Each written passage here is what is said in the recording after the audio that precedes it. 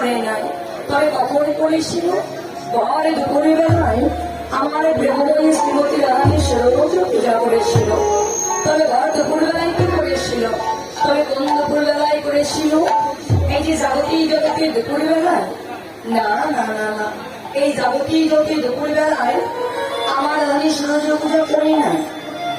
তবে কোন দুপুর বেলায় করেছিল? যাবতীয় জগতে যেমন তিনটি কাল আছে, আমাদের দেহেরও তিনটি কাল আছে।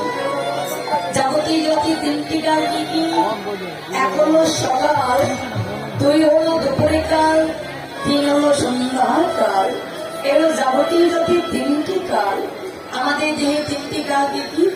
যাবতীয় জগতে সকাল, আমাদের দেহে সকাল হলো শিশুর কাল। যাবতীয় জগতে দুপুরে কাল, আমাদের দেহে দুপুরে কাল হলো এই যৌবন কাল। যাবতীয় জগতে সন্ধ্যাকাল, আমাদের দেহে সন্ধ্যাকাল হলো বৃদ্ধ কাল। এগুলো আমাদের দেহে তিনটি কাল। তাই তো শাস্ত্রে হয়েছে, শিশুকালে কৃষ্ণ ভজি, কৃষ্ণ পাইবার আসে। যৌবনকালে কৃষ্ণ ভজি, কৃষ্ণ আসে কিবা না আসে। আর বৃদ্ধকালে কৃষ্ণ ভজি, শুধুমাত্র জনজাত মন্ত্র আসে।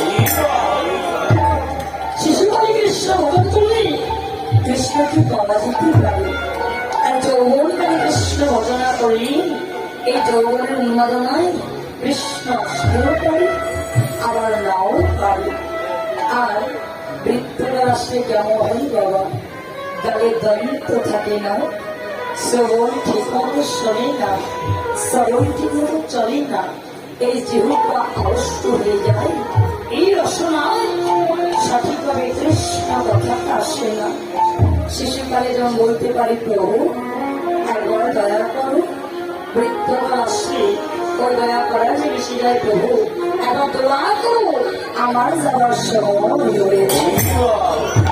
তাই তো কৃষ্ণ ভজন করতে হলে সকাল সকাল অর্থাৎ শিশুকাল থেকেই করতে হবে। আমার প্রেমময়ী শ্রীমতী রানী সকাল বেলাও নয়, সন্ধ্যা বেলাও নয়, ঘর দুপুর বেলায় কেন সরোজ পূজা করেছি তত্ত্ব আছে। দেখবেন বাবা, সকালে যদি কোথাও আগুন লাগে, সে আগুন কিন্তু সহজেই নেভানো যায়। সন্ধ্যা বেলাও যদি কোথাও আগুন লাগে, সে আগুন কিন্তু সহজেই নেভানো যায়। কিন্তু ঘর দুপুর বেলায় যদি কোথাও আগুন লাগে, সে আগুন কিন্তু সহজেই নেভানো যায় না। আজকে শ্রীমতী রানী আমার ঘর দুপুর বেলায় অর্থাৎ যৌবনকালে কৃষ্ণ প্রেমের আগুন লেগেছে। তাই তো শ্রীমতী রানী আমার ভালো পূজার ছবি ভালো পূজাই যাবে। এই মধ্যাহ্নকাল লীলার মাঝে আমার অনেক ভুল ত্রুটি হতে পারে। নিজের সন্তান মনে করে, নিজের ভগ্নী মনে করি, নিজেরই ছোট্ট বোন মনে করি, সকল অপরাধ ক্ষমা করে দিয়ে আপনাদের লক্ষ্মী নয় বাবা, আপনাদের আশ্রয়